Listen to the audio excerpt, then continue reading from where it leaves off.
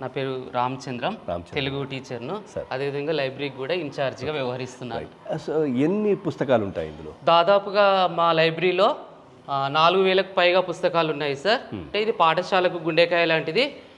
గ్రంథాలయం అని పిలవకుండా మేము శాతవాహన గ్రంథాలయం అని కూడా పేరు పెట్టుకున్నాము. మన తెలంగాణను శాతవాహనులు పరిపాలించారు కదా, వారి యొక్క గొప్పతనం ఎప్పుడు మనం తలుచుకోవాలని మేము శాతవాహన గ్రంథాలయం అని పేరు పెట్టుకున్నాం సార్. తర్వాత రోజు ఎంతమంది స్టూడెంట్స్ దీంట్లో చదువుకుంటుంటారు? దీంట్లో ఎక్కువగా ఏ పుస్తకాలు చదువుతుంటారు? కథలకు సంబంధించిన పుస్తకాలు చదువుతారు సార్. పాఠ్య పుస్తకాలలో ఎక్కువ కథలు ఉండకపోవచ్చు. లైబ్రరీకి వచ్చినామంటే వాళ్ళకి ఇష్టమైన కథలు దొరుకుతూ ఉంటాయి. ఇక్కడ జాతక కథలు కావచ్చు, బుద్ధుని కథలు కావచ్చు, మర్యాద రామన్న కథలు కావచ్చు, భాగవత కథలు కావచ్చు, చందమామ కథలు కావచ్చు, పరమానందే శిష్యుల కథలు కావచ్చు.